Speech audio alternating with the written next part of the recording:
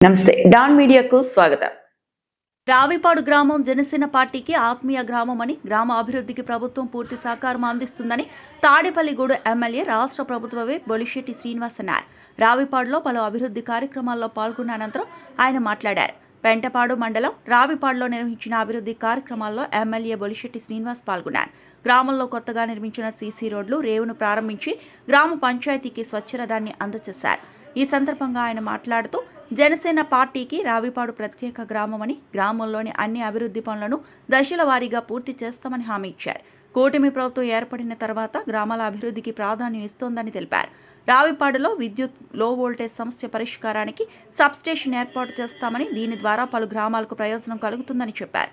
అనంతరం వైసీపీ పాలనపై విమర్శలు చేసిన ఎమ్మెల్యే కూటమి ప్రభుత్వం అవినీతి రహిత పాలన అందిస్తోందని, రైతులు ప్రజల సంక్షేమమే ప్రభుత్వ ప్రధాన లక్ష్యమని పేర్కొన్నారు.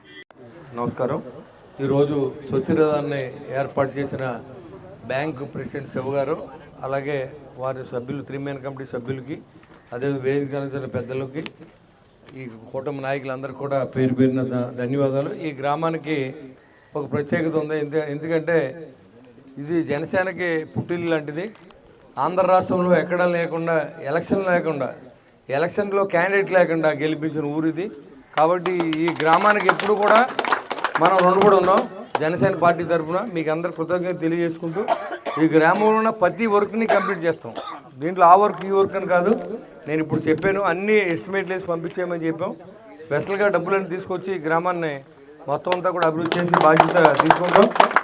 ఓ పక్కన మన కూటమి ప్రభుత్వం వచ్చిన తర్వాత చంద్రబాబు నాయుడు గారు సారథ్యంలో, అనుభవంతో, అదేవిధంగా పవన్ కళ్యాణ్ గారు నిజాయితీగా అన్ని పల్లెటూరుల్ని కూడా బాగు చేయాలనే ఉద్దేశంతో భారతదేశంలో 24వ స్థానంలో ఉన్నటువంటి ఆంధ్ర రాష్ట్రాన్ని 1వ స్థానంలో తీసుకొచ్చి ప్రతి పల్లెటూరిని పట్టుకొమ్మలుగా చేయాలని పనిచేసే వ్యక్తి పవన్ కళ్యాణ్ గారు. ఆయన వల్లే మన ఈ గ్రామాల్లో మరి తలెత్తు తిరగలుగుతూ ఉన్నాం. మేము నిజంగా ఎమ్మెల్యేలు తిరుగుతూ ఉంటే ఈరోజు మరి ఎన్ఆర్ఈజీఎస్ నిధులు ఇప్పుడు విబి రామ్జీగా మార్చారు కేంద్ర ప్రభుత్వం.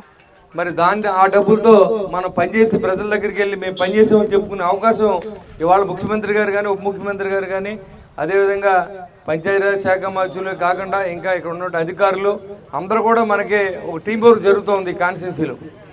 ఇది అభివృద్ధి చెందుతుందంటే రాజకీయ నాయకులు ఒక్కళ్ళే కాదు, ఇటు ప్రజలు సహకరించాలి, అదేవిధంగా అధికారులు కూడా సహకరించాలి. మనం ఎదుగుకుండా మాట ఇచ్చి రేపు పొద్దున్న ఇక్కడి నుంచి వెళ్ళిపోయిన తర్వాత వెళ్తే కుదరదు. ఇక్కడ ఖచ్చితంగా రిజల్ట్ మళ్ళీ అడుగుతాం మనం. మరి ఈ గ్రామం నడపడానికి ఒక నెలకి సంక్షేమ పథకాల కింద దాదాపుగా 21,73,000 రూపాయలు ఓన్లీ పెన్షన్లే ప్రభుత్వం ఇస్తూ ఉంది. ఆ విషయాన్ని మనం ప్రజలకు తెలియజేయాలి. ఇవాళ సంక్షేమం లేదు, లేకపోతే జగన్మోహన్ రెడ్డి ఇవాళ మొసలి కన్నీటి కారుస్తాం అలవాటు ఆయనకి. శవాలు దొరికితే రాజకీయం చేయడం, ఎవరో తిట్టి మతాల వెనకాల, కులాల వెనకాల వెళ్ళిపోవడం, అందరినీ విడదీయడం, ఇలాంటి ఆలోచన ఉన్న వ్యక్తి, క్రిమినల్ మైండ్ ఉన్న వ్యక్తి. ఇవాళ మీరు అధికారంలో ఉన్నప్పుడు ఏ రైతుని ఆదుకోలేదు. దాన్ని తోలితే డబ్బులు ఎప్పుడవుతాయో తెలియదు, ఏ మిల్లుకి వెళ్ళాలో తెలియదు, మిల్లుకి వెళ్తే దింపుకుంటాడో తెలియదు. ఒక్కో మిల్లోడు 25,000, 30,000 తీసుకున్న రైతులు నా దగ్గర చాలామంది ఆ రోజు వాపోయినప్పుడు కూడా నేను ఈ విషయాన్ని చెప్పదలుచుకున్నా. ఇవాళ ప్రభుత్వం ఇంత కష్టపడుతూ ఉంటే ఇవాళ రైతులను ఆదుకుంటానని గోపాలపురం వస్తూ ఉన్నాడు. అది చూడండి ఆయన పరిస్థితి ఎలా ఉందో. ప్రజల్లో ఏదో రకమైన రాజకీయం చేయాలి, చంద్రబాబు నాయుడు గారి మీద బుర్ర చల్లాలి, లోకేష్ గారి మీద బుర్ర చల్లాలి. ఇవాళ వాళ్ళు నిన్న రౌండ్ టేబుల్ సమావేశం ఒకటి పెట్టారంట. దాంట్లో లోకేష్ గారిని అర్జెంటుగా రిజైన్ చేసేయాలన్నారు. మీరు రాజకీయ నిరుద్యోగులుగా ఉన్నారు, మీకు పదవి లేదు, ప్రజలు ఎన్నుకోబడలేదు, తిరస్కరించబడిన నేతలు మీరందరూ. ప్రజలు ఎన్నుకోబడిన నేతల్ని మీరెవరో, ప్రజలు దీపం అంటే దీపోతారు, మీకేంటి సంబంధం? మీరు అభివృద్ధిలో సహకరించరు, పనిచేస్తే విమర్శించారు, ఎందుకు దీపావళి? ఇవాళ ధాన్యం రైతులు డబ్బులు ఇస్తాను దీపావళ, లేకపోతే పోలవరం ప్రాజెక్టుని వచ్చే సంవత్సరం ప్రజలకు అంకితం చేసిన దీపావళ, విశాఖ స్టీల్ ప్లాంట్ అమ్మేసుకుంటానంటే ఆపి ప్రజలకు అంకితం చేసిన తిరిగి దీపావళ, లేదా భోగాపురం ఎయిర్పోర్ట్ ఇచ్చినందుకు దీపావళ, అమరావతి నగరం చేతనం దీపావళ, రాష్ట్ర ప్రజలకి 6 ప్యాక్లు ఇస్తానని ఆయన ఇచ్చిన దీపావళ, పల్లెటూరులన్నీ అభివృద్ధి చేతన ఉప ముఖ్యమంత్రి గారి పరిపాలన బాగోలేదు దీపావళ. ఏం దీపావళని అడుగుతా ఉన్నా. మీకు డబ్బు దండుకోవడం, దోచుకోవడం అలవాటైంది. ఆ డబ్బుకు అలవాటు పడి గత 2 సంవత్సరాల్లో మీరు ఒక్కళ్ళు కూడా నిద్ర లేకుండా తిరుగుతూ ఉన్నారు. ప్రజల్లో లేనిపోయిన క్రియేషన్ చేయడం, ఎవరైనా చనిపోతే అక్కడ కూడా రాజకీయం చేయడం, ఇలాంటి పరిస్థితిలో ఉన్నటువంటి జగన్మోహన్ రెడ్డిని తిరస్కరించిన నేత అతను. మళ్ళీ నేనే వస్తానని మనుషులు భ్రమలో పెడుతున్నారు, కొంతమంది తిరుగుతూ ఉన్నారు. నేను చాలామంది చెప్తా ఉన్నా, మీరు ఎవరైతే ఆరాధ్యదయంగా భావించారో, మీరు మనందరూ యేసు ప్రభు భక్తులం కాబట్టి నాకు ఓటేయండి అని చెప్పి అడిగిన పెద్ద మనిషి ఆయన, మరి మీ నమ్మిన వ్యక్తుల్ని మీరు ఏం పని చేశారో వాళ్ళని అడుగుతా ఉన్నా. ఎస్సీ ఎస్టీ సప్లైలో నిధులు ఇచ్చారా? విదేశీ అంబేద్కర్ విద్య ఇచ్చారా? లేకపోతే దాని 12 లక్షల రూపాయలు ఇచ్చారు, అది ఇచ్చారా? లేదా ఎస్సీ సోదరులకి గత ప్రభుత్వంలో కార్లు ఇచ్చారు, ఆటోలు ఇచ్చారు, మరి మోటార్ సైకిల్ ఇచ్చారు, అన్నీ ఇచ్చారు. ఉచితంగా ట్రాక్టర్ కూడా ఇచ్చారు. మరి అలాంటి పరిస్థితుల్లో పరిపాలన చేసిన ప్రభుత్వాన్ని మీరు ఆ రోజు గద్దె దింపారు. ఎందుకంటే మేము బీజేపీతో ఉన్నామని చెప్తా ఉన్నాడు జగన్మోహన్ రెడ్డి. మీరు ఎవరితో ఉన్నారు?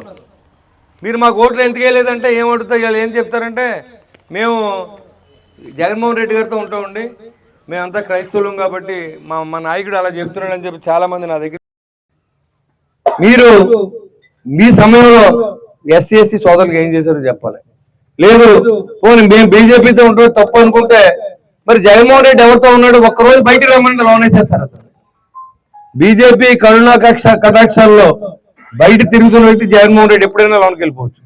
బీజేపీని ఎవరిని ఒక మాట అండో, ఎంతసేపు చంద్రబాబు గారిని తిడతాడు, లేకపోతే పవన్ కళ్యాణ్ గారిని తిడతాడు. ఎక్కడో గేజ్ సరిగ్గా అయినపోతే పవన్ కళ్యాణ్ ఎందుకు వెళ్ళదని అడుగుతున్నారు. నువ్వు ఎప్పుడైనా కింద నుంచి తిరిగావా? ఎప్పుడైనా వరదలొస్తే కింద నుంచి తిరిగావా? నీకేమో పచ్చని చెట్లు ఉండకూడదు, రోడ్ల మీద ఏమో జనం ఉండకూడదు, షాపులకు పరదాలు కట్టాలి, ఎక్కడ ట్రైన్ యాక్సిడెంట్ అయితే ఆకాశంలోకి వెళ్తావు. నువ్వు ఏరియా సర్వే చేస్తే అర్థం ఉంది. మీ బతుకులు పెట్టుకొని ఎప్పుడు ప్రజలను ఆదుకోలేదు. మేము వచ్చి గెలిచిన తర్వాత 2 సంవత్సరాల్లో మేము అభివృద్ధి చూపిస్తాం, మీరు రండి మాట్లాడుకుందాం. మమ్మల్ని మీరు తిట్టక్కర్లేదు, మిమ్మల్ని మేము తిట్టక్కర్లేదు. ప్రజలు ఓట్లు వేశారు, ఓట్లు వేసినందుకు వారు రుణం తీసుకునే విధంగా మనం పనిచేస్తా ఉన్నాం. ఈ గ్రామంలో వాటర్ పొల్యూషన్ అయిపోతున్న వాటర్ వాస్తవం.